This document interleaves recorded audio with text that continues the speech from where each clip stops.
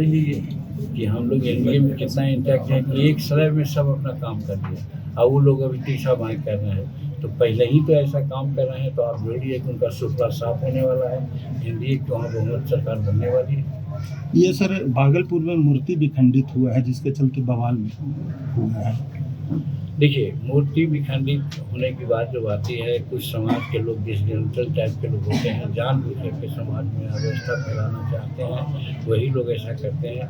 उस पर सरकार सशक्त है, सरकार काफ़ी निगरानी रखती है, और हम समझते हैं कि वहाँ की घटना की जांच करवा करके जो इसके लिए जवाबदेह है उसके खिलाफ समुचित कार्रवाई करेगी सरकार, ऐसा हमको विश्वास है। गिरिराज सिंह यात्रा निकाल रहे हैं और सीमांचल में कह रहे हैं कि यहाँ एनआरसी लागू होना चाहिए। देखिए, यात्रा सभी लोग निकालते हैं, सभी लोग अपनी अपनी बात करते हैं, तो यात्रा निकालने पर हमारी कोई आपत्ति नहीं है। सब कोई अपने अपने ढंग से लोग अपने लोगों को एकत्र करना चाहते हैं, तो गिरिराज सिंह अगर कर रहे हैं तो हम उसकी भर्त्सना नहीं कर सकते हैं, हम कर सकते हैं कि सबका अधिकार है। रही बात एनआरसी कहने की बात है, तो एक बात सोचना पड़ेगा, चाहे असम हो, चाहे हमारा किशनगंज इलाका हो, इस समय जो घुसपैठियाँ हैं वो तो है।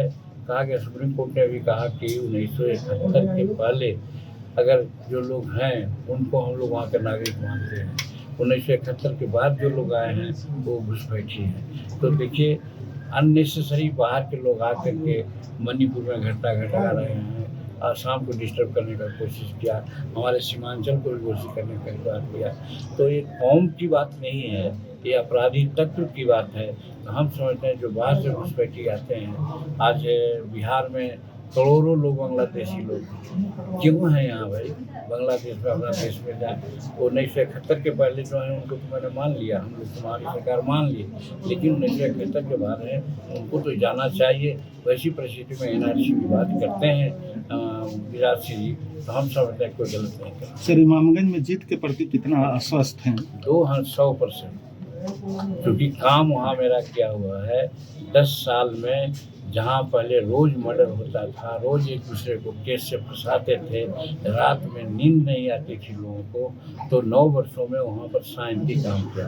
शांति काम करके वहाँ 24-25 को ऐसे पुल, जहाँ पुल लोग दर्शन नहीं करते थे वो बनाया, सैकड़ों सड़कें बनाई है, और समाज में मिल करके सब लोगों से संबंध स्थापित करके मिलजुल करके सब लोगों को एक करने का प्रयास किया है। तो आखिर क्या क्षेत्र को चाहिए? और जो दूसरा लोग अगर जो सामने कैंडिडेट हैं वो लोग, वहाँ की जनता इतना कमज़ोर सोचने वाली नहीं है कि जो 10 वर्ष या नया कैंडिडेट है या जिसका पुश्तैनी राजनीति है वो सक्षम रूप में सेवा कर सकेगा या कर सके कि जो अभी नौसिखुआ है वो करेंगे। तो वैसी परिस्थिति में इमामगंज की जनता हिंदुस्तानी अवाम मोर्चा सेक्युलर के सीट से वहाँ रह रही है, 68 सीट या 65 सीट पर है।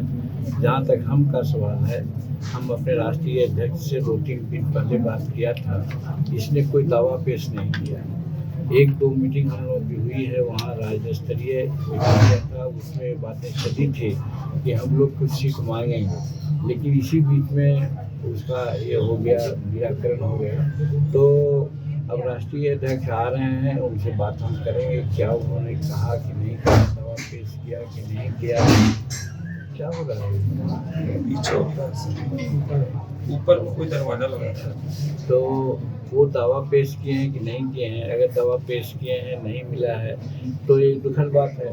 हमको वहाँ सीट कम से कम 3 सीट मिलना चाहिए था, 3 सीट पर हम जीत सकते थे। और जब एनडीए की बात आती है, जब हम एनडीए के साथ हैं, एनडीए का जो भी सीट मिली है, चाहे सुरेश बाबू हो, चाहे चिराग जी हो या बीजेपी हो, सबको हम वैसे मदद करेंगे। लेकिन इन लोगों को भी चाहिए था, ईमानदारी का तकाजा यही था कि जब उन लोगों को सीट मिला है तो हिंदुस्तानी अवाम मोर्चा सीटों को मिलना चाहिए था। यदि हिंदुस्तानी अवाम मोर्चा सूबे के राष्ट्रीय अध्यक्ष और लोगों ने मांग की होगी, तो वैसे पहले हम गए थे कोई बात करने, भाषण देने, तो वहाँ हमने कहा था कि 10 सीट मिलेंगे, 10 सीट पर हम बोलेंगे, लेकिन उसके बाद लगता है कोई बात आगे नहीं हुई, और उसके चलते ही लगता है कि कोई नहीं बात बनी। तो उसके बाद भी हम लोग पार्टी और माँ का जो गठबंधन है उसके बहुत अनुशासित सिपाही हैं। आपने देखा पार्लियामेंट में हमने टिकट मांगा था कि कम से कम हमको 3 दीजिए, नहीं मिला, 1 सीट मिला।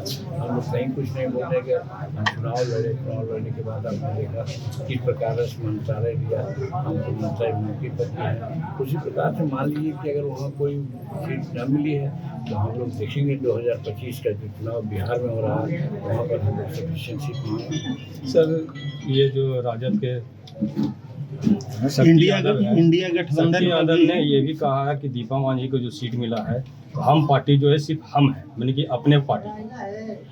उनको लालू जी का याद नहीं आता है क्या? उनको मुलायम सिंह यादव का याद आती है कि नहीं? उनको जगता बाबू की बात याद आती नहीं कि जो उनका बेटा एगो सांसद हैं और एगो विधानसभा में लड़ रहे हैं, टिकट मिला उनको। तो दूसरे को अगर वो कहते हैं तो अपने भी तो देखना चाहिए, उतना तो हमारा नहीं है। तो इसलिए कहते हैं तो छोटी दलील है, और इसलिए कहते होंगे कि शेड्यूल कार्ड पर उंगली सब लोग उठाता है तो हम पर भी उठा रहे हैं। नहीं तो कहाँ है, शिवानंद तिवारी है और शिवानंद तिवारी के बेटा भी से मादी उम्र हैं। तो कौन नहीं है, किसके बेटा किसके तो वो किसके बेटी नहीं है, सुबह लिखते हैं। अगर किसी का ना रहता तब एक बात, हमारे पास कोई नई बात नहीं।